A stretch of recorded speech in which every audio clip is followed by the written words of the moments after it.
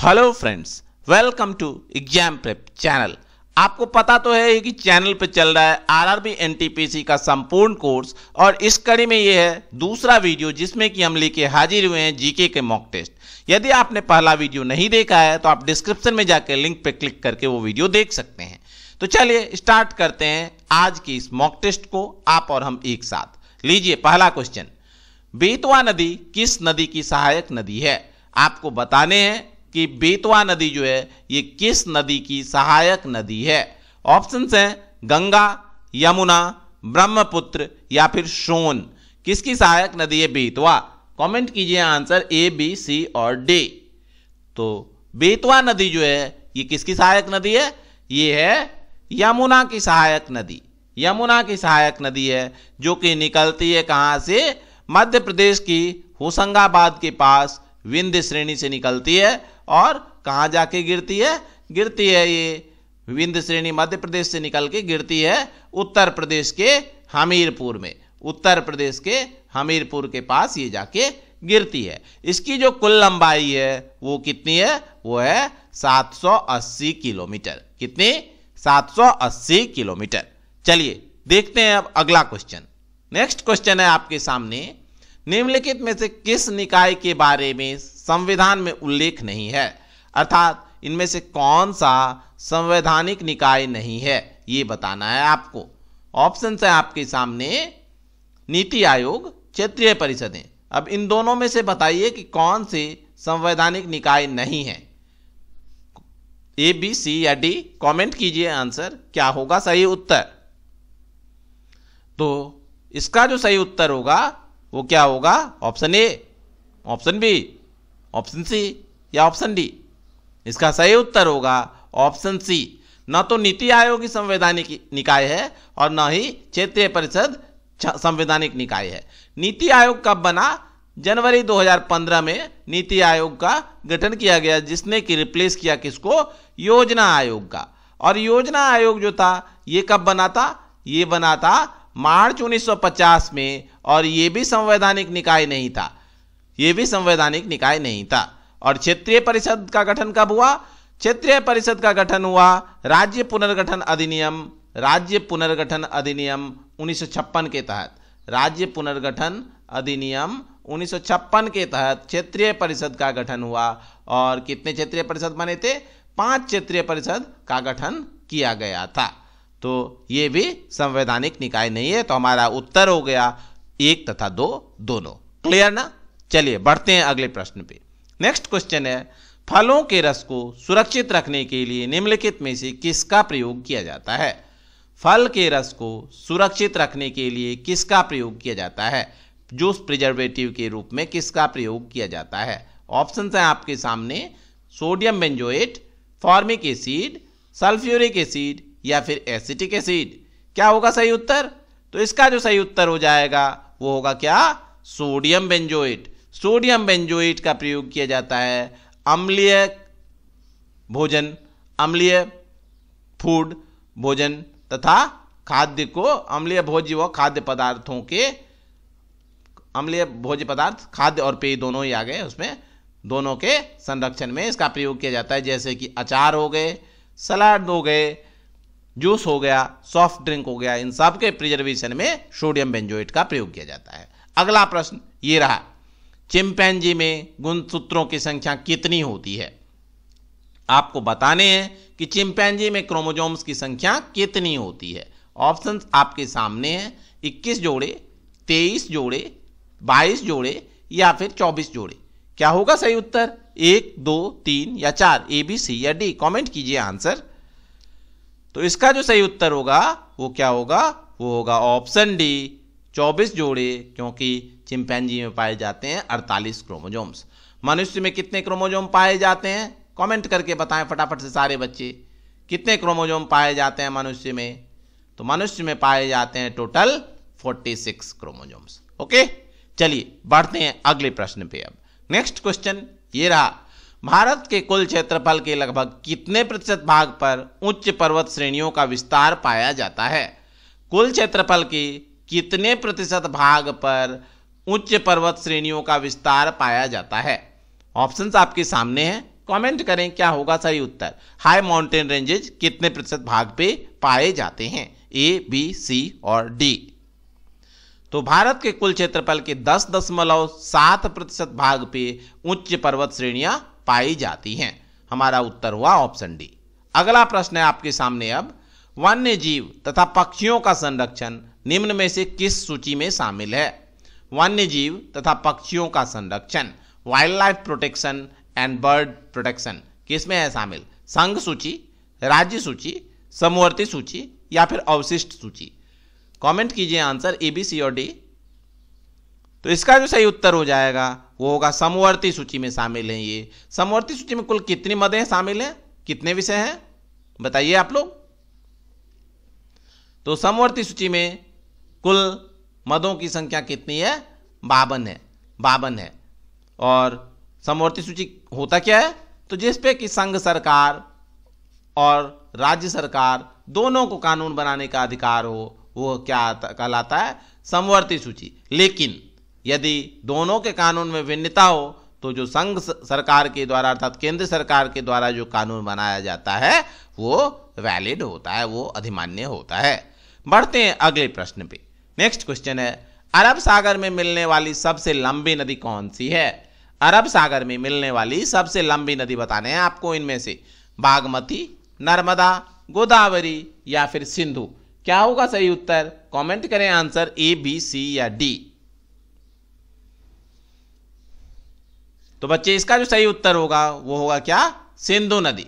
सिंधु नदी जो है ये अरब सागर में मिलने वाली सबसे लंबी नदी है, जिसकी लंबाई है लगभग 3200 किलोमीटर। निकलती है कहाँ से? मानसरोवर से निकलती है, मानसरोवर से निकलती है और गिरती है कहाँ पे? मानसरोवर से निकल के ये आगे इंडिया पाकिस्तान से बहते हुए जाके मिलती है अरब सागर में। ओके, याद रखेंगे इस तथ्य को।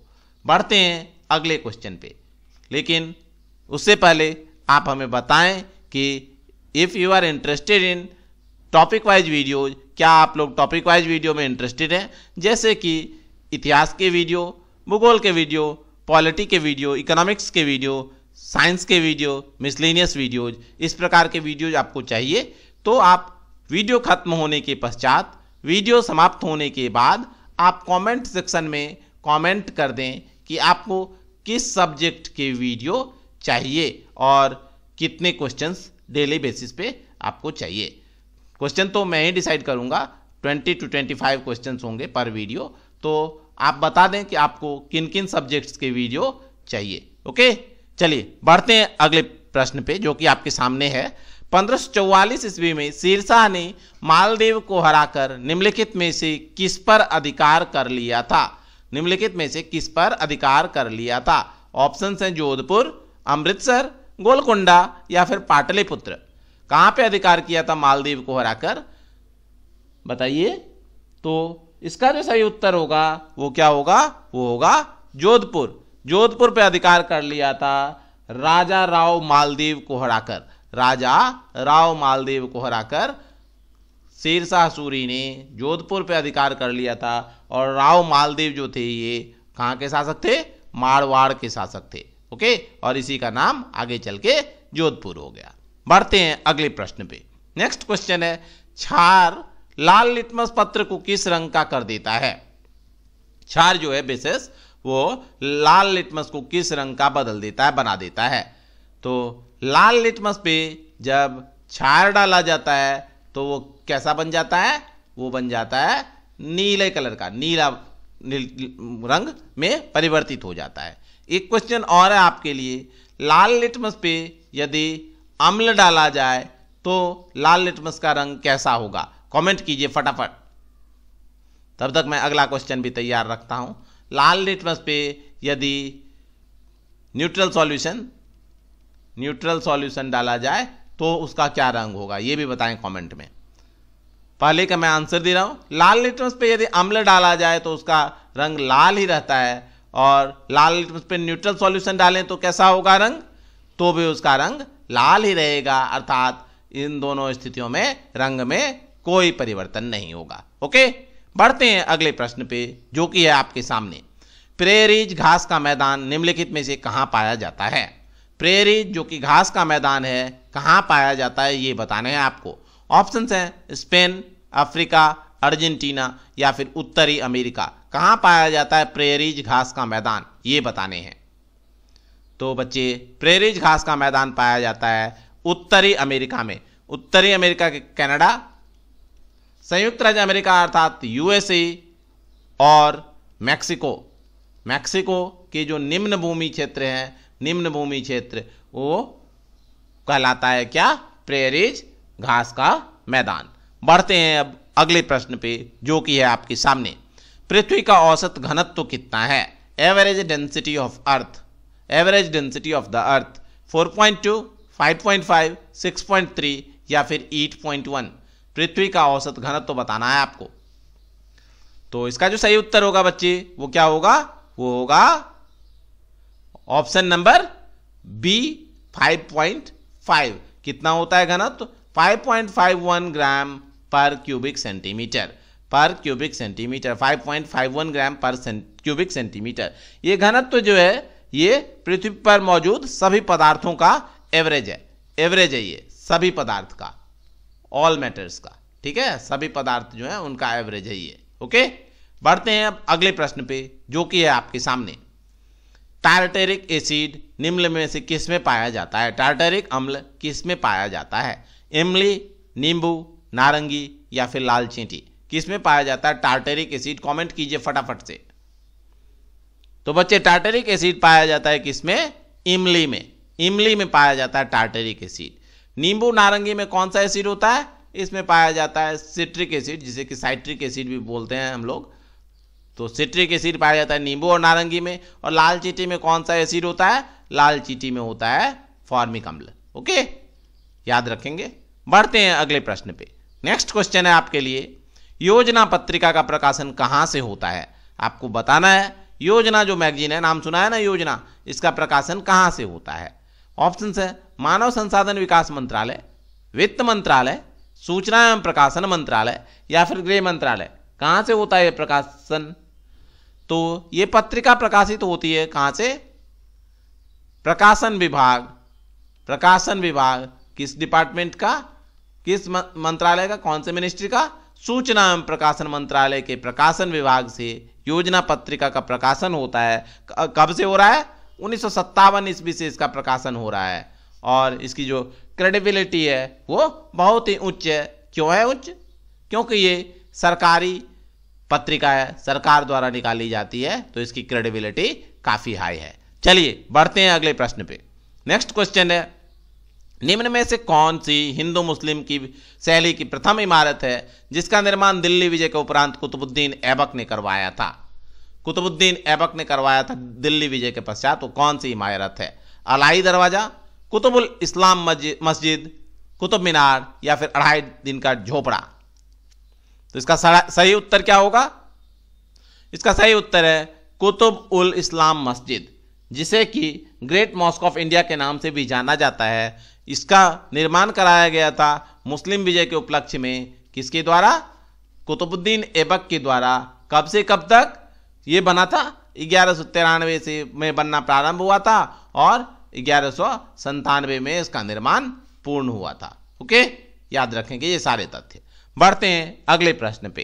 नेक्स्ट क्वेश्चन ये रहा, एमाइलेज निम्न में से किसके पाचन में मदद करता है? एमाइलेज एंजाइम जो है, एंजाइम है ये, किसके पाचन में मदद करता है? कार्बोहाइड्रेट, वसा, प्रोटीन या फिर इनमें से कोई नहीं। क्या होगा सही उत्तर? कमेंट करें फटाफट से। तो एमाइलेज जो है ये कहां से निकलता है? मुंह के पास निकलता है, सैलिवरी ग्लैंड से, सैलिवरी ग्लैंड से ये निकलता है और ये मदद करता है पॉलीसैकेराइड के ब्रेकडाउन में। पॉलीसैकेराइड को सिंपल सैकेराइड्स, पॉलीसैकेराइड्स के ब्रेकडाउन में मदद करता है और क्या बनाता है? सिंपल कार्बोहाइड्रेट बनाता है, कार्बोहाइड्रेट बनाता है। और इसी प्रकार से मदद किसमें हुआ? पॉलीसैकेराइड के ब्रेकडाउन में, अर्थात कार्बोहाइड्रेट के पाचन में। क्लियर ना? चलिए देखते हैं अगला प्रश्न। नेक्स्ट क्वेश्चन है, हीरा का क्रांतिक कोण कितना होता है? क्रिटिकल एंगल ऑफ डायमंड ये बताने हैं आपको। 24 डिग्री, 49 डिग्री, 45 डिग्री या फिर 30 डिग्री। क्या होगा सही उत्तर? तो हीरा का जो क्रांतिक कोण होता है वो होता है कितना, 24 डिग्री। 24 डिग्री होता है हीरा का क्रिटिकल एंगल। बढ़ते हैं अगले प्रश्न पे। नेक्स्ट क्वेश्चन है, विटामिन ई का रासायनिक नाम क्या है? विटामिन ई का रासायनिक नाम बताना है आपको। ऑप्शंस है nicotinic acid, ascorbic acid, calciferol और टोकोफेरॉल। क्या होगा सही उत्तर? कमेंट कीजिए फटाफट से, ए, बी, सी या डी। तो इसका जो सही उत्तर होगा वो होगा टोकोफेरॉल। टोकोफेरॉल विटामिन ई का नाम है। एक और है नाम विटामिन ई का, वो है टोकोट्रिनॉल्स। टोकोट्रिनॉल्स नाम से भी विटामिन ई आता है, तो दोनों ही नाम है, टोकोफेरॉल और टोकोट्रिनॉल्स। ओके, बढ़ते हैं अगले प्रश्न पे। नेक्स्ट क्वेश्चन है, भारतीय संविधान की प्रस्तावना में प्रथम संशोधन किस वर्ष किया गया था? प्रथम संशोधन कब किया गया प्रस्तावना में, यह पूछा जा रहा है आपसे। ऑप्शंस है 1950 में, 1951 में, 1976 में या फिर 1978 में। कब हुआ था प्रथम संशोधन प्रस्तावना में? तो ये हुआ था कब? 1976 ईस्वी में। कौन सा संशोधन था? 42वां संशोधन। इसके द्वारा संविधान की प्रस्तावना में संशोधन किया गया था। समाजवाद, पंथ निरपेक्ष और राष्ट्र की एकता के स्थान पे राष्ट्र की एकता और अखंडता शब्द जोड़े गए थे। कितनी बार संशोधन हुए हैं प्रस्तावना में अभी तक? बताइए आप लोग, कमेंट कीजिए, प्रस्तावना में अभी तक कितने बार संशोधन हुए हैं? तो प्रस्तावना में अभी तक मात्र एक बार ही संशोधन हुआ है। कब? 1976 ईस्वी में 42वें संविधान संशोधन द्वारा। नेक्स्ट क्वेश्चन ये रहा, भारतीय संविधान की समवर्ती सूची किस देश के संविधान से ली गई है? भारतीय संविधान की समवर्ती सूची किस देश के संविधान से ली गई है? ऑप्शंस हैं आयरलैंड, ऑस्ट्रेलिया, सोवियत रूस या दक्षिण अफ्रीका। तो क्या होगा सही उत्तर? तो इसका जो सही उत्तर हो जाएगा वो होगा क्या? ऑस्ट्रेलिया। ऑस्ट्रेलिया के संविधान से ली गई है समवर्ती सूची का प्रावधान। आयरलैंड से जो पूछा जाता है क्वेश्चन बार बार, वो है क्या? राज्य के नीति निर्देशक तत्व। राज्य के नीति निर्देशक तत्व जो है ये कहां से लिए गए हैं? ये लिए गए हैं आयरलैंड के संविधान से। बहुत बार पूछा जाता है। सोवियत रूस से लिया गया है क्या? मौलिक कर्तव्य। क्या लिया गया है? मौलिक कर्तव्य। और दक्षिण अफ्रीका से जो क्वेश्चन रिपीट होता है वो है क्या? संविधान संशोधन की प्रक्रिया। ये चारों ही इंपॉर्टेंट है, याद रखेंगे आप लोग। और मैं आगे वाले सेट जो आएंगे, आगे के जो टेस्ट आएंगे, उसमें भी क्वेश्चंस दूंगा इनसे, तो आप लोग याद रखेंगे। बढ़ते हैं अगले प्रश्न पे। नेक्स्ट क्वेश्चन है आपके सामने, लैंड ऑफ द थंडरबोल्ट किस देश को कहा जाता है? लैंड ऑफ द थंडरबोल्ट किस देश को कहा जाता है? ऑप्शंस हैं स्कॉटलैंड, जापान, नॉर्वे या भूटान। किसे कहा जाता है लैंड ऑफ द थंडरबोल्ट? तो ये कहा जाता है किसे? जापान को या नॉर्वे को? इन दोनों में से किसी को नहीं, तो किसे कहते हैं? स्कॉटलैंड को? नहीं, चलिए भूटान को कहते हैं लैंड ऑफ थंडरबोल्ट, या फिर लैंड ऑफ थंडर ड्रैगन के नाम से भी जाना जाता है। लैंड ऑफ थंडर ड्रैगन ये भी कहा जाता है किसे? भूटान को। हमारा उत्तर हुआ ऑप्शन डी। क्यों कहते हैं ऐसा? क्योंकि यहाँ जो थंडर आता है, जो थंडरबोल्ट होते हैं, जो थंडरस्टॉर्म आते हैं, वो क्या होते हैं? बहुत ही भयावह होते हैं और बहुत तीव्र होते हैं, इसीलिए इसे लैंड ऑफ थंडर ड्रैगन भी कहते हैं। अगला क्वेश्चन है आपके सामने, डर्बी शब्द किस खेल से संबंधित है? ऑप्शन है घुड़दौड़, तैराकी, पोलो या शतरंज। तो डर्बी चैंपियनशिप है जो कि प्रत्येक वर्ष आयोजित होती है। किस खेल से है? ये है घुड़दौड़ से संबंधित। घुड़दौड़ से संबंधित चैंपियनशिप है डर्बी। ओके, अगला प्रश्न ये रहा आपके सामने, ओलंपिक झंडे पर जुड़े 5 गोलों में निम्न में से किस रंग का गोला नहीं होता है? ओलंपिक जो गोला है, झंडा पे जो गोला पाया जाता है 5, वो किस रंग का गोला होता है, ये बताने हैं आपको। ऑप्शंस हैं बैंगनी, हरा, काला या लाल। बताइए क्या होगा सही उत्तर? तो इसका जो सही उत्तर हो जाएगा वो होगा बच्चे बैंगनी रंग। बैंगनी रंग का गोला नहीं होता है। हरा, काला, लाल के अलावा जो 2 गोले होते हैं वो होता है नीला और पीला। और बैकग्राउंड कैसा होता है जिसपे ये गोले बने होते हैं? बैकग्राउंड होता है उजला अर्थात व्हाइट। ओके, व्हाइट पे 5 गोले होते हैं, नीला, पीला, हरा, काला और लाल रंग के। अगला प्रश्न ये रहा आपके सामने, कॉस्मिक किरणों का नामकरण निम्न में से किसने किया था? कॉस्मिक रेज का नामकरण किसने किया था, ये बताने हैं। जॉन गैले, आर मिलिकन, रॉबर्ट लोकेयर या रिचर्ड कैरिंगटन, इन चारों में से किसने किया था कॉस्मिक रेज का नामकरण, नोमेनक्लेचर? तो ये दिया था आर मिलिकन ने। ऑप्शन बी है सही उत्तर। ओके, बढ़ते हैं अगले प्रश्न पे जो है अब आपके सामने। तराइन का द्वितीय युद्ध किसके मध्य लड़ा गया? तराइन का द्वितीय युद्ध किसके मध्य लड़ा गया? Second battle of Tarain. बताइए क्या होगा सही उत्तर, ए, बी, सी या डी? फटाफट कमेंट करें आप लोग, जल्दी जल्दी। तो इसका जो सही उत्तर हो जाएगा वो होगा मोहम्मद गौरी एवं पृथ्वीराज चौहान के मध्य लड़ा गया तराइन का द्वितीय युद्ध। कब लड़ा गया? 1192 ईस्वी में, जिसमें कि किसकी हार हुई थी? जिसमें पृथ्वीराज चौहान की हार हुई थी और वो मारा गया था। ओके, प्रथम युद्ध कब हुआ था? प्रथम युद्ध हुआ था 1191 ईस्वी में, इन्हीं दोनों के मध्य उसमें पृथ्वीराज चौहान की विजय हुई थी। बढ़ते हैं अगले प्रश्न पे जो कि है आपके सामने अब। भारत का पश्चिमतम रेलवे स्टेशन निम्नलिखित में से कौन सा है? रेलवे एग्जाम है तो रेलवे के क्वेश्चन तो आने ही चाहिए थे। बताइए पश्चिमतम रेलवे स्टेशन कौन सा है इनमें से? नलिया, हावड़ा, पोखरन या फिर लेडो? तो यहां जो सही उत्तर होगा वो क्या होगा? फटाफट कमेंट करें, ए, बी, सी या डी?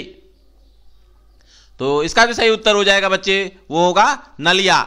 नलिया जो है भारत का पश्चिमतम रेलवे स्टेशन है, भुज गुजरात के पास ये स्थित है और पश्चिमतम रेलवे स्टेशन है। लेडो क्या है? लेडो पूर्वतम सबसे पूर्वी रेलवे स्टेशन है। पूर्वतम सबसे पूर्वी लिख देता हूं, सबसे पूर्वी रेलवे स्टेशन कौन सा है? वो है लेडो। ये कहां पे? असम के तिनसुकिया के पास।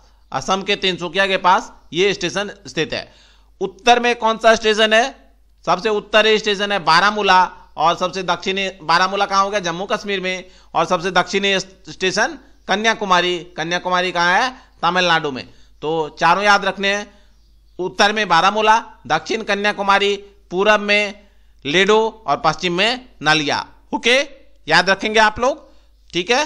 ये थे आज के मॉक टेस्ट। कितने मार्क्स आए आपके कमेंट में जरूर बताएं और वीडियो समाप्त होने के बाद आप कमेंट कर देना कि आपको किस सब्जेक्ट के वीडियो स्टार्टिंग में चाहिए, अभी चाहिए, और बाद में कौन से वीडियो चाहिए, और टाइमिंग भी आप बता देना कि कितने बजे आप लोग अवेलेबल रहेंगे। धन्यवाद दोस्तों, मिलते हैं अगले वीडियो में। वीडियो अच्छा लगा तो लाइक करना वीडियो को, उसके बाद शेयर करना अपने दोस्तों के मध्य, और चैनल को सब्सक्राइब कर लो क्योंकि यहाँ पे स्टार्ट हो चुकी है अब रेलवे एनटीपीसी एग्जाम्स की जोरदार तैयारी। धन्यवाद दोस्तों, मिलते हैं अगले वीडियो में बहुत जल्द। धन्यवाद।